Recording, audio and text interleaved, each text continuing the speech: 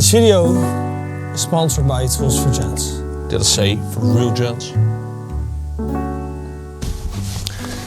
5 biggest lies in the knife world. Oh my. Ooh. The lies are: sharpness is important. Lie. Military knives are good. Lie. Soft knives are bad. Lie. Carbon knives are better than stainless. Lie. And maybe the biggest lie of all: Chinese knives are bad. It's a lie, and that actually is a very big problem for the Western knife market. Dude, maybe the biggest one. I can't handle it to face. So but that one is going to be at the end. All this controversy. But first, our giveaway! We are giving away the Velknieven NL2 Odin thanks to DBK, the Navajas Barudo Belmis thanks to Tools for Gents, the Velknieven A1X thanks to Blade HQ, the Roselli Leuku thanks to Roselli, the Liran the Cutters and James thanks to Liran, and a $250 giant handmade fire steel thanks to the Scrawny Lumberjack. The winners of last month's giveaway are at the end of this video. Lie number 1, what is it? That sharpness is important. Controversial? A dull knife is a dangerous knife, Mikkie. Yeah. And I mean, it is kind of dependent on what your definition of sharp is. My argument is that a grind of a knife is the most important thing, more so than the sharpness. Sharpness gets diminishing returns. Yeah. If a knife gets too sharp, it will bite too deep in the wood. It will be less nice for carving, especially if also the grind is really thin. Yeah. And we proved it in our last video where we sharpened the knife sharper than a razor, that the edge just becomes too weak for practical use. I brought some knives. Suddenly he has a military knife. I brought a nice knife with a V-edge. Not a military knife, convex knife. €2,000 convex knife. Look, this is what I was looking for. Ooh. A Scandi Calla Wolverine. Yeah. It's got a Scandi grind. Yeah. And it doesn't matter how sharp I sharpen this line steel. What is it, M4 or something? It will never cut wood as good as this knife. Even if this knife is razor sharp and this knife is dull. Yeah. This knife will still cut wood better. Do you think that the camera is a little bit overlit? Just kijk. Sadly, Maarten's head is in the sun ray, but I don't care because I don't want to. Nice and warm. I don't want to put the camera on a different spot. You put me in the spotlight today. Nice. Yeah. The next thing is that a V edge is good for destruction. Exactly. It is for use. It is maybe one of the stronger grinds. As you create a very strong shoulder, the knife won't really chip deeper than that shoulder. Yeah. So it is a really strong grind, and that's also the reason why a lot of manufacturers put on a V-edge. Yeah. Because first, it's easy and cheap because it can be done by a machine. Mm-hmm. Second, strong. It is strong, so you get less people who say, my knife damages so quickly. Sharpness is important. I mean, it's not a complete lie. It is also content. Yeah. But sharpness is important. You should feel triggered. Like, no, it's not true. Yeah. Get angry in the comments. Good for the algorithm. But my only point is that sharpness is not as important as a grind. Yeah. So that is my point. Do you agree with that? I agree. But it is important, sharpness. Yeah. Nice. That leads us up to the second lie, and that is military knives are good. Yeah. Controversy. My mind, it actually blew because, you hear about military, it has a way of opening. Military knives, as a kid, you would think, a military knife, that is the best knife that you can buy. Because soldiers, they throw like these new technical advanced hand grenades, shoot rockets, which cost like a few €1,000 a piece. Yeah. And then they get equipped with the one tool that has kept mankind alive for the past 10,000 years. And that is a €20 crap piece. A knife that they have bought in for 20 bucks. $20. That is crazy because I do also get it because the knife is probably not used as much as a grenade in warfare. Exactly. So a knife is a last resort in combat. But that's why the video of 2 weeks ago, which was the Glock 78, I was kind of impressed because this knife is actually still pretty okay. Yeah. But I mean, it is something it's that we still did crappy miss. knife. Yeah, something that we did miss in that video, which we maybe not pointed out enough, is that edge retention, of course, is completely shit on a 55 HRC knife. Yeah, of course. But it holds up.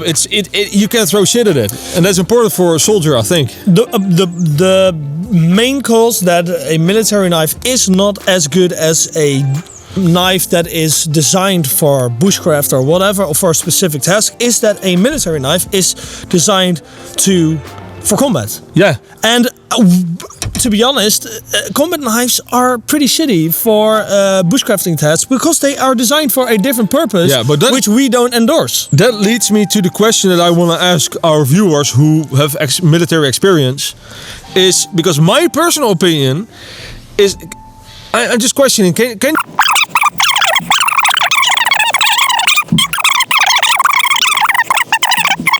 Can you ask that question again very shortly? Very short. Yeah, so what, as a soldier, what kind of knife would you like to get from the military? Yeah, because we don't know the uses of the knife as good as you do. I imagine soldiers prying their food cans open, stuff like that. You don't need a combat knife for that. It leads us to the next lie, and that is soft knives are bad, because a soft knife does have a purpose. Yeah, this knife was 55 HRC, which in knife terms is pretty soft, because this knife is about 62, 64 HRC maybe even, and which is way harder.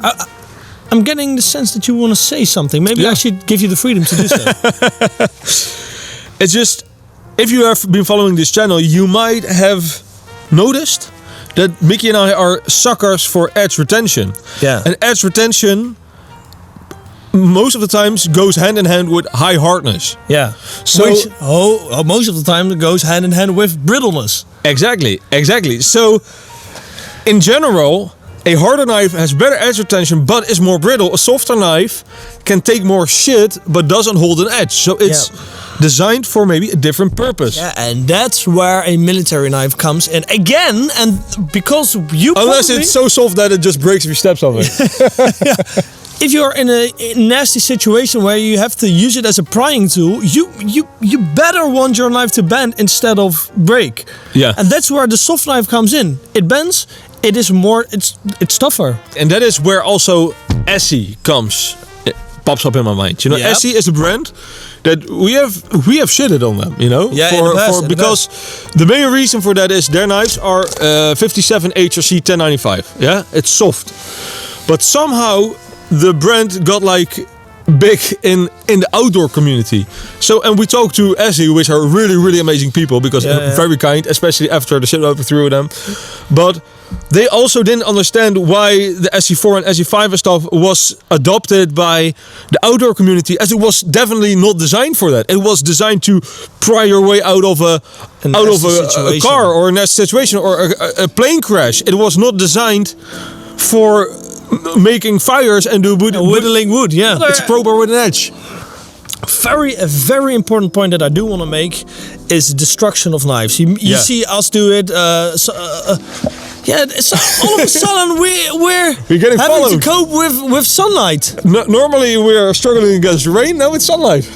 Jesus. So you see more channels pop up like Joe X, who only does the destruction test basically, and we want to be careful with that whole thing, because destruction is fun to watch as content, and it is nice to see how far you could potentially push your knife, but by no means at all is a knife judged if it's good or bad by the destruction test. No. That is only judged by the performance, what a knife is designed to do for, and the risk of what we are doing is that a knife manufacturer might make a knife which can pass the destruction test, but as a knife as a whole would be pretty shit. Yeah, I think as a community we have to watch out that knife makers don't start making knives based on destruction tests. Yeah, because they will be shit knives. A car manufacturer drives a car against a wall to see how much it can take. Yeah, that's the same for knives. You do a destruction test to see where the limits are. Yeah, and of course this is also the test where any design malfunction or design problem might show itself. That leads us up to the penultimate lie. Oh. Yeah? I hope that's the correct way of saying it. Okay. that carbon knives are better than stainless because you probably in practice you will see almost always carbon knives do better at destruction and also holding their edge better mostly than stainless steel. If you already agree with this lie, then you're probably around 56 years old. Controversial! That has a reason. Because back in the day, Mikkie, when steels were all like these traditional ingot steels, the chromium in the steels, there was not a good way to mix those chromium molecules very finely into the steel. Molecules, particles. Who knows what they are? They formed like these little clumps in the steel. Yeah.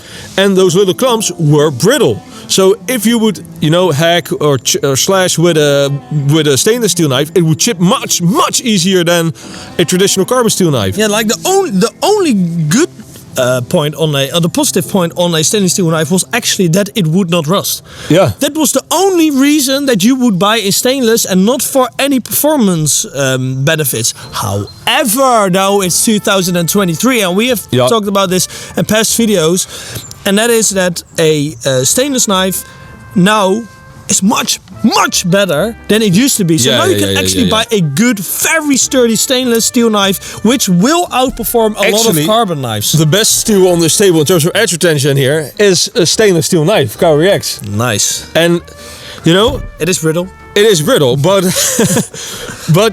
our own knife, Mikkie, we choose for Elmex because in the Dutch climate, you have a lot of damp conditions. Yeah. So what often happens with carbon steel knives is that they get micro-oxidation very quickly. And that means that the thinnest part of the edge oxidizes, so it rusts. Especially in sheaths. Yeah, and that makes the knife dull very quickly.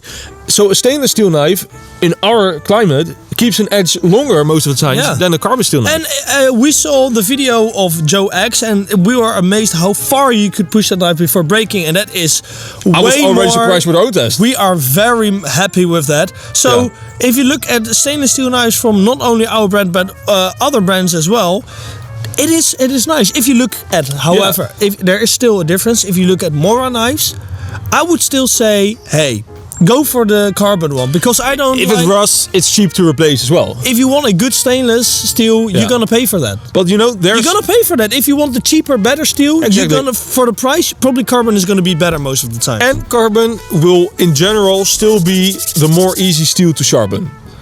Yeah. So there was a little burpee. Yeah. If you look at like the best steels, in general, carbon steel will still be more flexible, less likely to break. But we have come so far that you should make the choice based on your climate and not based on and on your wallet. And on your wallet, yeah. So because I think still the best steels and the best balanced steels are still not stainless. Yeah. They are not completely chrome free though. Hey, chrome free. CPM 3V, Crewwear, Magna Cut, these are actually all not stainless steels, but very close to stainless. Yep, indeed they do.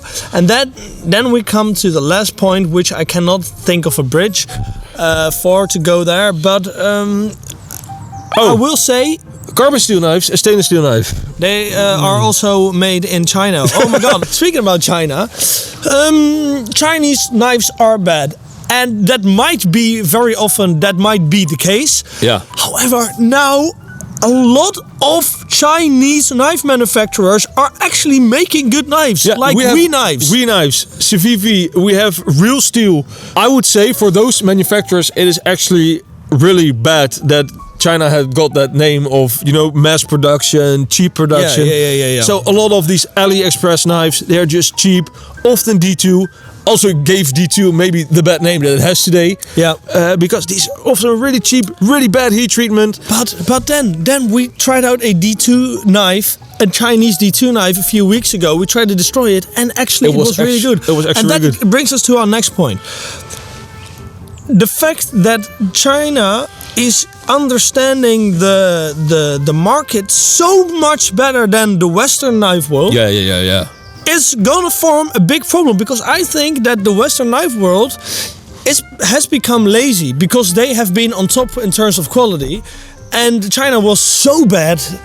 But now China is catching up, Yeah. and they are understanding the need way more. And now you're getting knives which are going to be very cheap, which the quality is going to be very good, and sorry, people are going to buy that. Mikkie, I mean, we have done some sponsors for Civivi and We Knives, and of course, when we do a sponsor, we always do a background check. Yeah. So I went to a friend of mine who is really into high-end folding knives, and he actually told me that Civivi is just crazy good for the price that they ask in terms of how they are built. Like the knives are always perfectly centered, and those are not my words because I don't know much about folding knives, but that is something that is actually pretty hard to do.